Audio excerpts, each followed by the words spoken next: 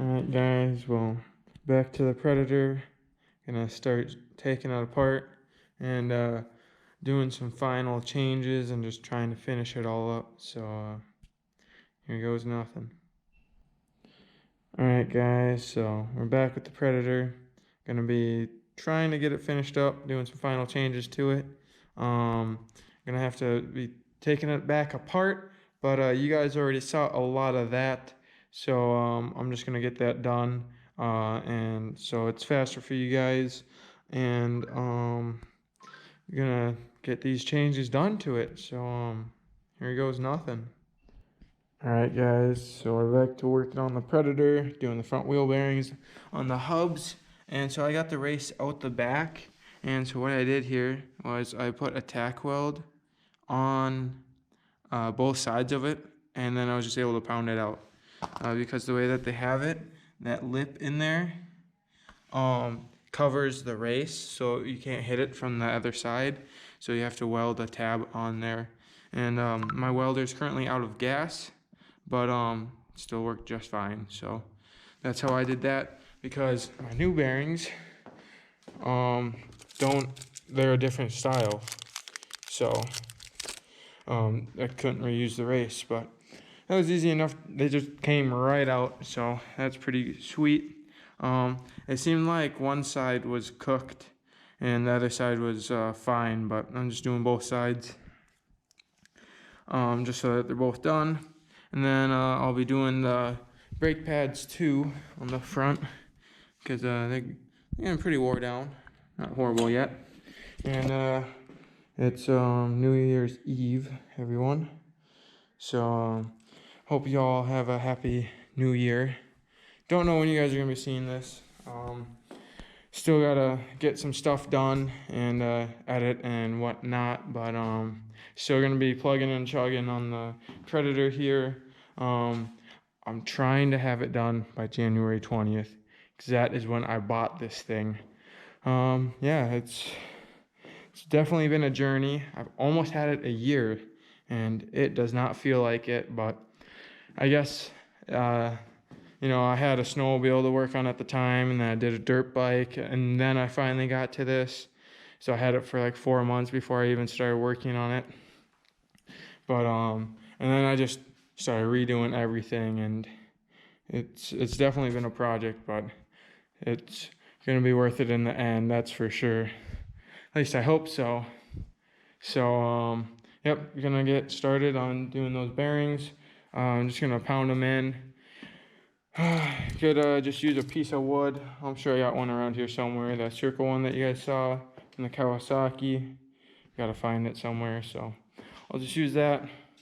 Pound it in so that's flush, and then might use the race of the. Probably gonna use the race of the other bearings over there that are junk, just to get it the rest of the way in. But I don't know. That might be a little tricky, because then you gotta try and get the race out.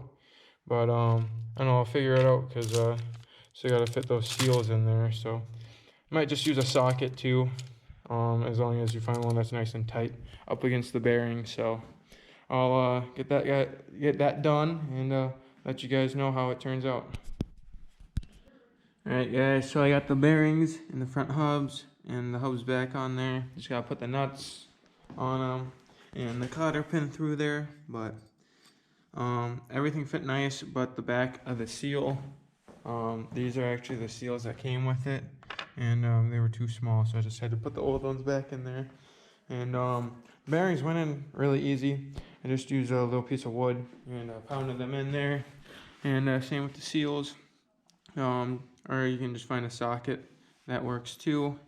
And yeah, it went really easily and feel really nice.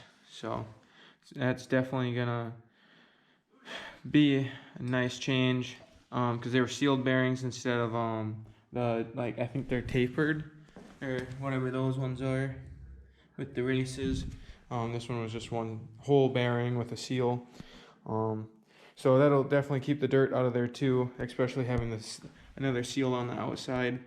And then I'm gonna do the front brake pads and just have the front end pretty much together. But I'm gonna wait till I put the tires on, until I get my steering box back in there, because otherwise, you know, the front tires will kind of be in the way. And then as far as the rear end, I'm gonna take the clip back off of the Kawasaki and get it back in there, so I can have the rear end tightened up. And then I'm gonna paint this hub so it matches all the other ones. And then I can put the rear end back together also. And then we're gonna do the radiator hoses. Alright guys, so I got the nuts back on these hubs, and you just want to put them on finger tight until like your hub still spins good. And then you want to put your cotter pin in there, because that's what the cotter pin's there for. You don't want to put these nuts too tight, because otherwise it'll put pressure on it and make it not spin as nice. So you want them to spin like that. Same on this side. This one spins really good, and you want it just like that. And I was just double checking my front end to make sure that everything was still tight, and it turns out that this nut was actually really loose, and making it so that there was play in the ball joint right here. So I had to tighten that up, and it was like really loose to turn now, or before, and now it's really tight again. That could have been the play in my steering also, because I was feeling that side and it was really tight, and this side was just moving around. I was like, what the heck? So I'll have to check these again once I start riding it, and probably gonna actually end up having to put some Loctite on these, which is definitely a good idea when you're working on stuff. Use Loctite on like nuts like these, or like these, even, well, just like these ones for sure, because you see that gap between the cotter pin. So these nuts are like too small, because like that's a good gap, and the cotter pin is supposed to hold the nut there. Well, it can easily loosen up. It just keeps the nut from falling off. But I mean, this side's been just fine, so hopefully I don't have any other problems with it. If not, it's not that big of a deal. Just throw some Loctite on there, and it'll be just fine. So now on to doing these front brake pads. Alright guys, so I got the brake pads all up on the front, and I greased these so that it'll slide good. And they're definitely working, so that's good. And so I got both sides done here, and all put back together already. And then here's the steering box, and there's that bearing. That's all the more it moves too. So that's cooked. And then, if you guys can hear that. And then that one too. So yeah, this whole thing's cooked. So I'm gonna get this ready, get the bearings out of it, because I got new ones coming. And then it'll be all ready for when the new bearings come. And then I'll do the radiator hoses after that. So, alright guys, so I got it apart here, and yeah, you guys can just see that this one just falling apart. So this side was like really bad. You guys can see all that play in there, and yeah, so just falling apart. But oh yeah, wow guys, look at that, it's missing half of the balls. So yeah, that'll explain the play. And yeah, so that side was horrible. This side, not as bad, but still some play. So gonna get that all fixed up, and there's a little C-clip in there, and then you can press that or pound it out. So since the C-clip's on the bottom, you probably have to pound it out that way. So put something on the top of it, like a socket, a deep well or something, and get that pushed out of there.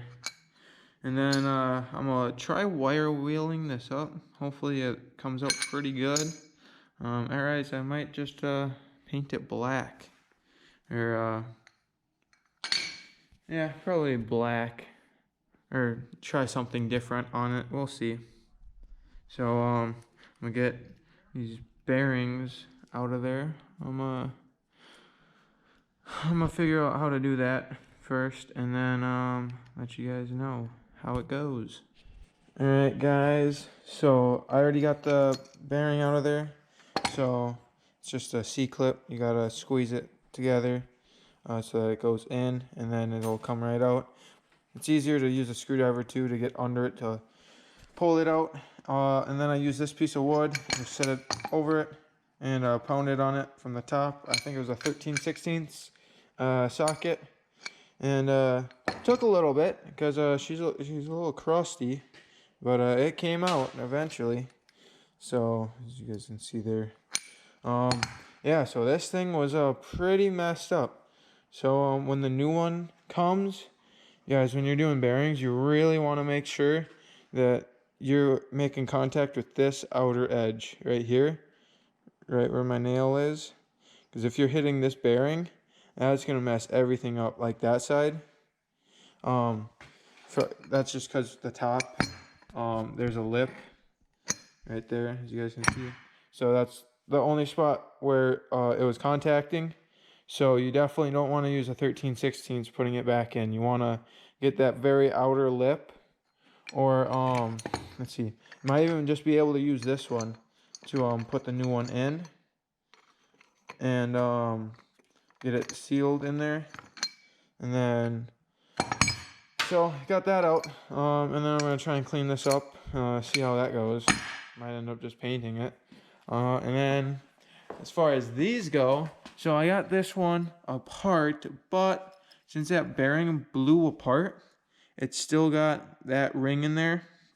So I'm gonna put a tack weld on that, and hopefully I can get a good enough, I don't know, it's pretty thin, thinner than the wheel bearings, but shouldn't be a problem. I think I can still get it. Got the welder right there. And then for these, I'm gonna put a tack on this too, because you got the cylinder that goes through there, and well, both of these bearings are still good. So I'm gonna try and put a tack that sticks out so I can put my punch through there, because it's got that like cylinder, the aluminum cylinder in the middle. So the bushings are already off, and I'm just gonna put a tack on these just to try and get them off. So I'm gonna do that, and then show you guys. All right, guys. So I just finished welding them up, and so that's how that one looks. So I can just go right through there and hit them with my handy dandy punch here, and then got those ones on there like that. And then I'm just gonna go smacky smacky and hope for the best. All right, guys. I didn't exactly record it, but so I got them both out now. You guys can see both of them. So it worked really well. So what I did was, obviously this was the first one. I had it, okay, just throw it on the ground. I had both sides welded, and then once that one was out, then I went to this side. And what I actually had to do, both of those tack welds I had broke off of the inner bearing. So both sides, this isn't it, but so once that happened, then what I did was I took a flathead screwdriver, took the seal off, and then took the clip for the ball bearings off, and then got all the bearings to one side, and then I just pounded on that way until the balls came out. And once you have all the balls out of there, then this center thing will pretty much come out. So then you can take out this cylinder and get to the bearing on the other side. And so then I pounded this one out, and then I just had to repeat, and the other one's down there from like breaking it, and then just tack to that. And then I was able to get that out. So I mean, it's kind of a pain to do them. You really gotta have like the right tools and stuff. Like a welder really helps. Like I don't even have gas for my welder right now. It ran out of gas, but that's why it can barely even tack, but it was good enough to get them out, so that's sweet. So just gonna wait for the new bearings to come. I'm gonna start wire wheeling this. Hopefully we can get it looking like that again. That would be pretty sweet. So I'm gonna get that cleaned up, and then I'm gonna do the radiator hoses next. So that's a wrap for the steering box.